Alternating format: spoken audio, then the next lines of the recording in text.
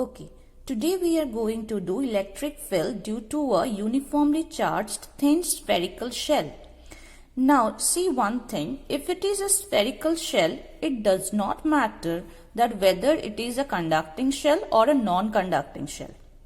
Because the charge for a conducting shell, we have to keep the charge limited on its surface. Okay, the charge has to be distributed on the surface of the shell.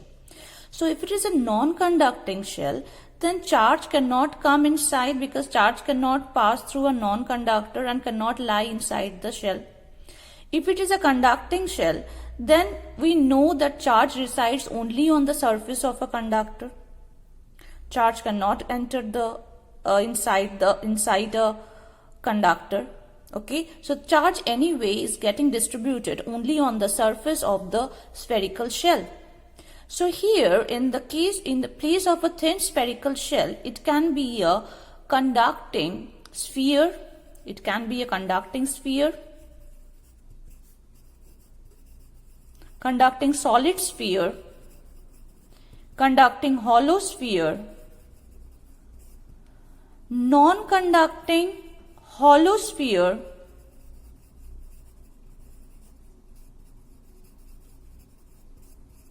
but cannot be a non-conducting solid sphere. Because if you are taking a non-conducting solid sphere, then the charge will be distributed inside it as well. Okay, so there in the case, the equations and everything, the derivation will be different. Okay, we will be doing the non-conducting hollow sphere, solid sphere, numericals will be doing on it. But here first we are considering these cases of a solid conducting sphere. Okay, either you can take a thin spherical shell or a solid conducting sphere. The formula and everything will come out to be the same. Okay, the expression, the derivation will be the same for a thin spherical shell or for a solid conducting sphere. Thin spherical shell, when I am saying, it can be a conducting spherical shell, it can be a non-conducting spherical shell. I once again repeat, it doesn't matter. The charge will be distributed only on its surface. Because if it is a conductor, then charge cannot enter inside, charge only resides on the surface of a conductor. And if it is a non-conductor, then anyway charge cannot flow inside. Okay, charge cannot flow inside if it is a non-conducting shell, but cannot be a non-conducting solid sphere, cannot be a non-conducting. So these cases are the same. The thin spherical shell, conducting or non-conducting, conducting solid sphere, hollow sphere, non-conducting hollow sphere. Cannot be, it's not, the derivation is not the same for a non-conducting solid sphere. Then the cases will be different. Okay, so here we are doing electric field due to a uniformly charged thin spherical shell with the charge being distributed only on its surface. Okay, we have to find electric field at points outside the shell, on its surface, and inside the shell. Inside the shell, let it be here. Okay, at points P, P prime, and on the surface of the shell where the charge is distributed. So let us begin. First we take the external point at an external point P.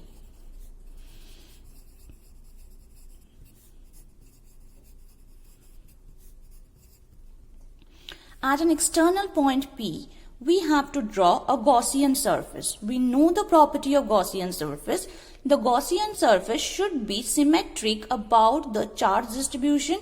If you do not remember, you can go to the lecture of Gauss's law, my lecture of Gauss's law, and find it out from there. We have the properties of Gaussian surface written over there. So the Gaussian surface should be symmetric about the charge distribution, and the electric field will be constant at all points on the Gaussian surface.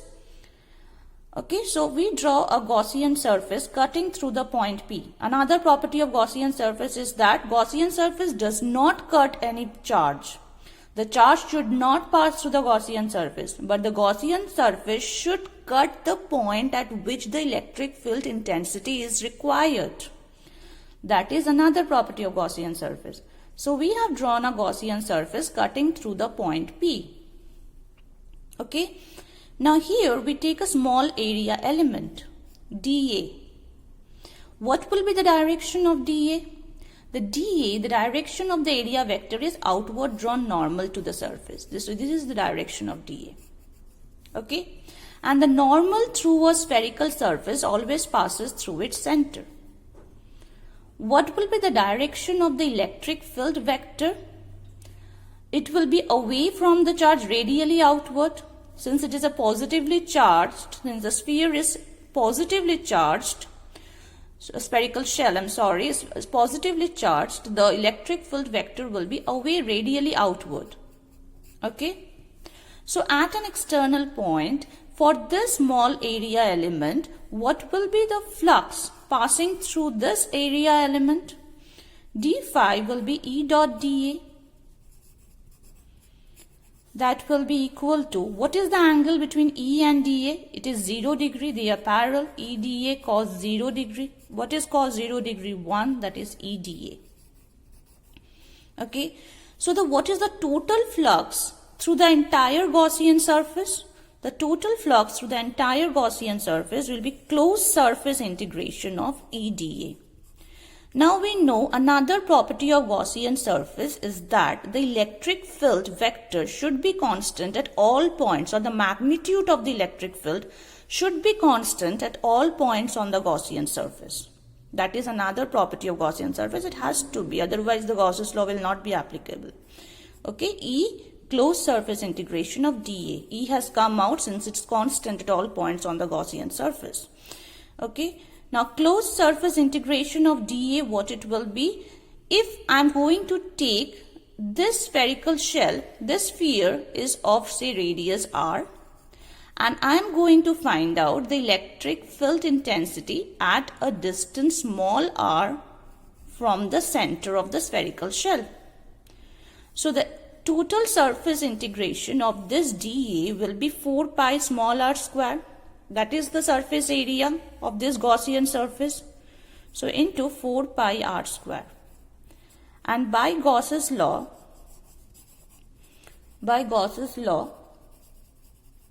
phi E, we take the flux to be phi E, electric flux since it is. Okay.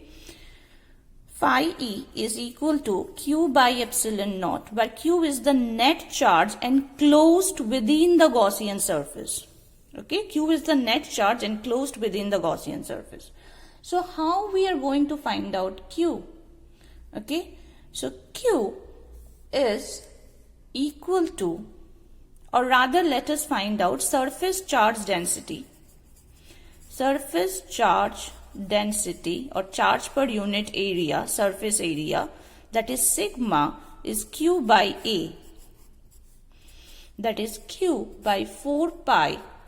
The charge is distributed on this surface. So, what is the area of this surface? 4 pi r square, capital R square. So, Q by 4 pi capital R square. Understood? The surface charge density for this surface is of radius r. This sphere or spherical shell is of radius r, capital R. Okay? So, charge is distributed only on this surface, not on this surface. Okay, this surface is enclosing this charge. So that is Gauss's law. Phi is Q enclosed, the total charge enclosed within the Gaussian surface divided by free space permittivity of the medium. Okay, so 4 pi r square it will be, area on which the charge is distributed. Okay, so Q net or total Q is sigma into 4 pi r square. So, let us write down the Gauss's law. E into 4 pi r square, small r square is Q net by epsilon naught. So, E into 4 pi r square is Q net by epsilon naught. In the place of Q net, I am going to put this. So, sigma into 4 pi r square by epsilon naught. Okay, 4 pi and 4 pi gets cancelled. E is equal to sigma r square by epsilon naught r square. So you can see at points outside the Gaussian surface, at points outside the spherical shell, the electric field intensity decreases as square of the distance. Means it decreases rapidly outside the shell. outside the spherical shell, the electric field intensity decreases rapidly, decreases as square of the distance. Okay. Now, if I'm going to find out at point on its surface, at points on the surface of the shell, if I'm going to find out the equation for of the shell, if I'm going to find out the electric field intensity at points on the surface of the shell, what I'm going to do, how much will be Q? Q is sigma into 4 pi r square, the same. Okay, what will be E? Here you see small r is equal to capital R. If I'm going to find out the electric field intensity at a point on the surface of the shell, then small r is equal to capital R. Okay. So here in this expression, I'm just going to substitute in the place of small r, I'm going to put capital R. So sigma r square by epsilon naught r square. So we are getting sigma by epsilon naught. Okay, everything else remains the same. We are going to take, you can derive it on your own. You are going to take a small area element. The area vector is normal to the surface. The normal to a spherical surface always passes through its center. So the area vector is normal to the surface. The electric field vector is radially outward. Okay. Everything will become the same. You will get E into 4 pi capital R square here. For a point on the surface of the shell, R is capital R. Just that. Now, at a point inside the shell,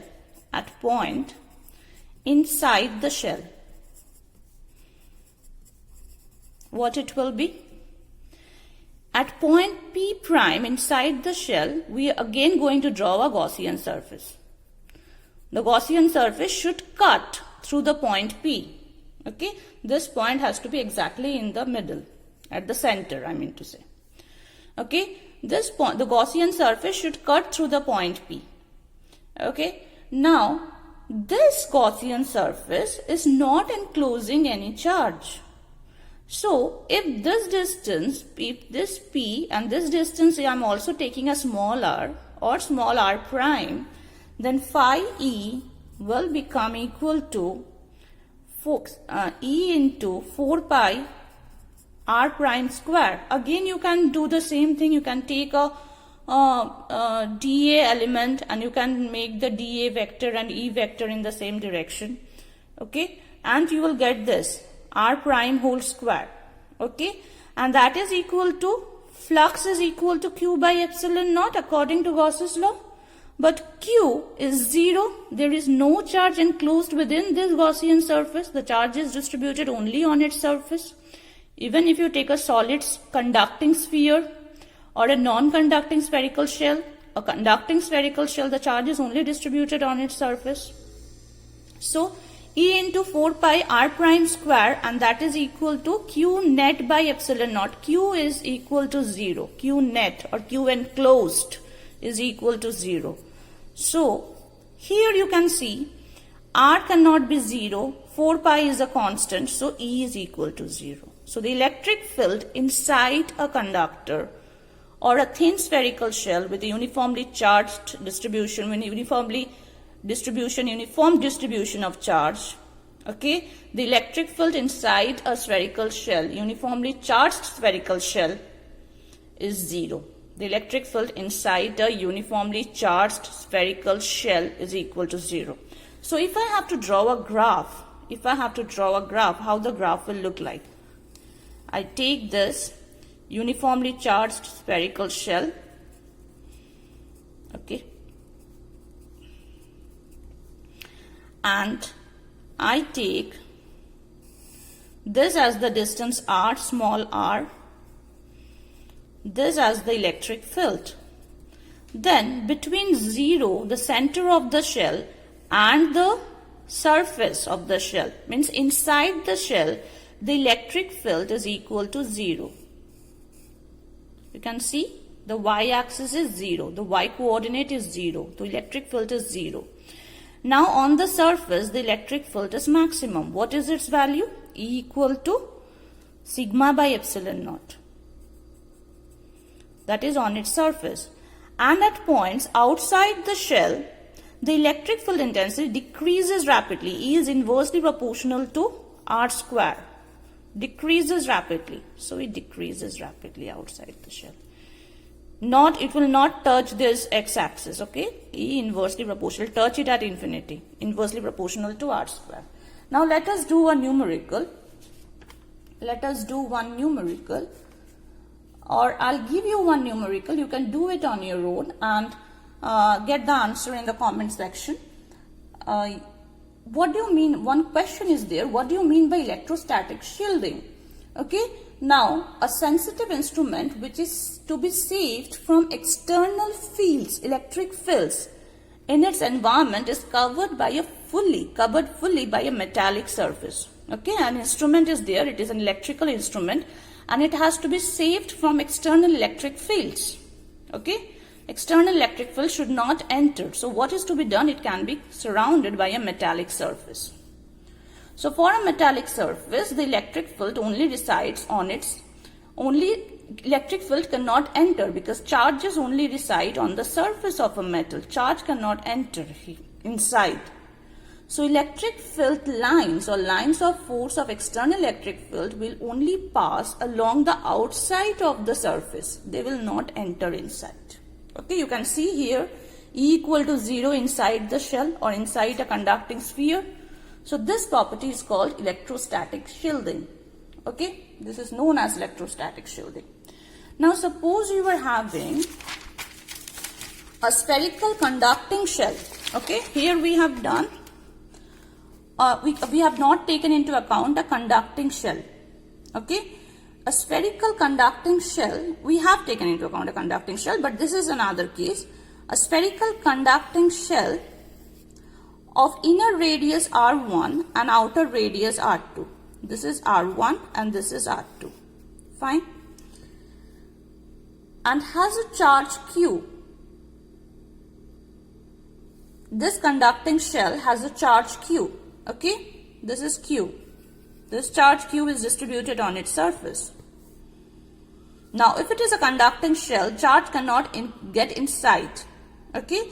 Now, if a charge Q, small q, is placed at the center of the shell, you have to compute the surface charge densities. You may write down the question. I once again repeat.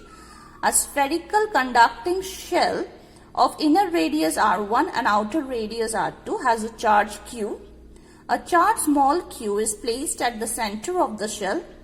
You have to compute the surface charge densities on the inner surface over here and on the outer surface of the shell.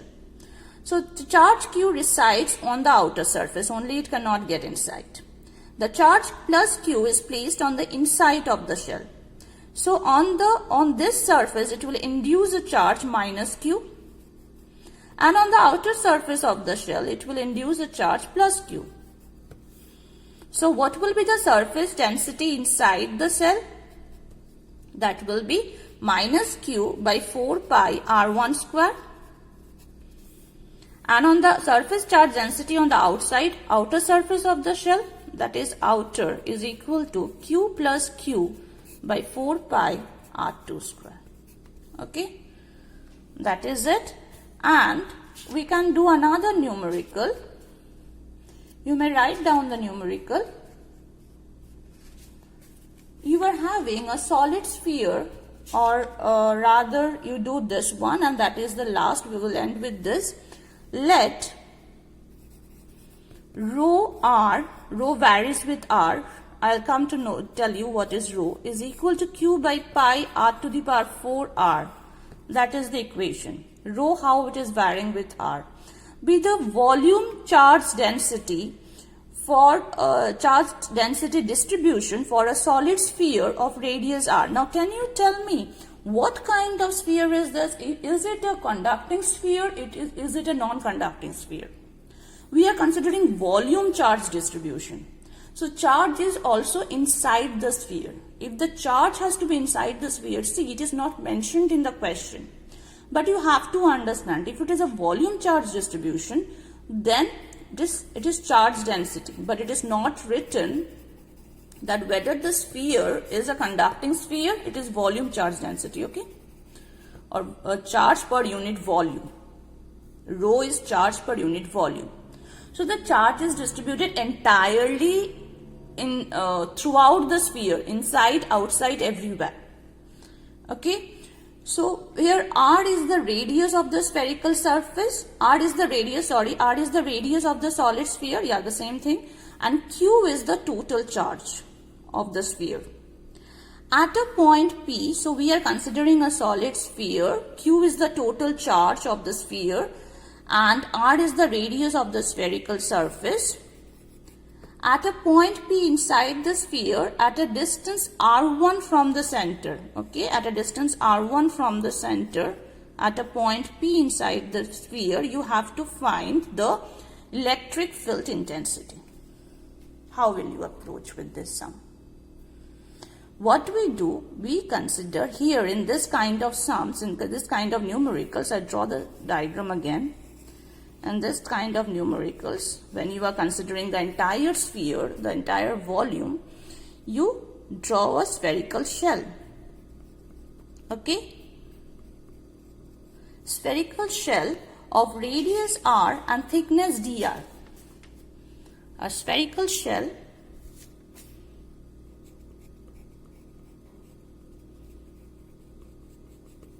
of radius r and thickness, this thickness dr.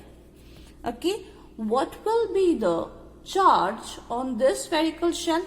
dq. Charge on this spherical shell, that will be equal to rho dv. Rho is equal to charge per unit volume. Okay, dq by dv. Okay, so on this spherical shell, if the charge is dq, then dq is equal to rho dv. What is dv for this spherical shell? Rho into 4 pi r square is the surface area of the shell, and into dr, that will give you the volume of the spherical shell. 4 pi r square dr. Okay, that is dq. Okay, now the charge on a shell of radius r1, if you are going to find out the charge on a shell of radius r1 inside the sphere of radius r. This is the sphere of radius r. Inside this, on a shell of radius r1, the total charge will be equal to integration of 0 to r1 rho into 4 pi r square dr. Okay. Now what is rho? Rho is q into this. Put the value of rho. 0 to r1 qr by pi r4 into 4 pi r square dr.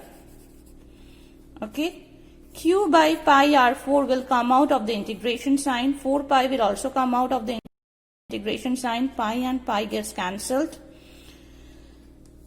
Okay, integration of r cube dr, that is r to the power 4, r1 to the power 4 by 4. Okay, this is what we integration, you do it on your own. This is what we are getting the integration as. Q r1, 4 and 4 get cancelled. So q r1 to the power 4 by r to the power 4. Okay. So this is the total charge. Now what does Gauss's law state? That E equal to, or phi E is equal to E in closed surface integration of E dot dA. E and dA for a spherical surface, you know E and dA are in the same direction. I'm not going to do it again. So E dA cos 0, that is E dA. E is a constant at all points on a Gaussian surface by spherical symmetry. Closed surface integration of dA. Closed surface integration of dA is for a spherical shell of radius r1, it is asked. At a point r1 from its center, what is the expression for the electric field intensity?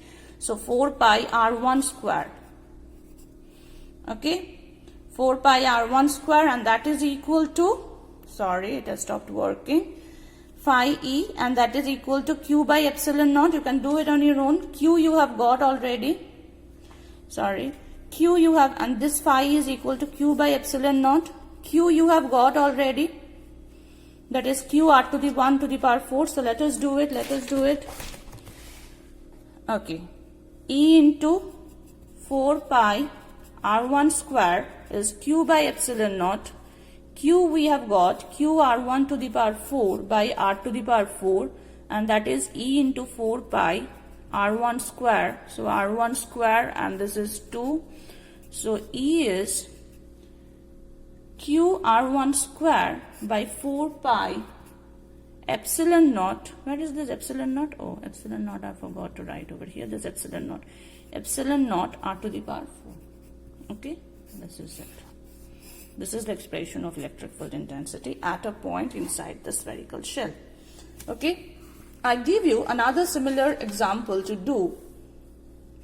You are having a spherically symmetric charge distribution with charge density varying as rho of R is equal to rho naught 5 by 4 minus R by R. Okay, up to R equal to R. You may write down a spherically symmetric charge distribution with charge density varying as rho of R equal to rho naught 5 by 4 minus R by R. R is equal to R, and rho of R, rho you already know now, charge per unit volume, is 0 for R greater than R. For points greater or outside the sphere, rho is 0. The volume charge density is 0, where R is the distance from the origin. You have to find electric field at a distance R, where R is inside the sphere. Same thing. You take a sphere, you draw, the sphere is of radius R, you draw a spherical shell of radius R and thickness dr. You find the charge on this spherical shell. You do integration of E dot dA, that is E dA, that is E into surface integration of dA, that is 4 pi R square. Because you have to find the electric field at a distance R, so R square, and that is equal to Q by epsilon naught. Q you have to find out from here, the same way as we have done in the previous example. Okay, so I hope I have completed all the portion. I try to complete the portions, and we may come up with, or we will rather come up with more numericals in our next lecture. Till then, study hard. Thank you.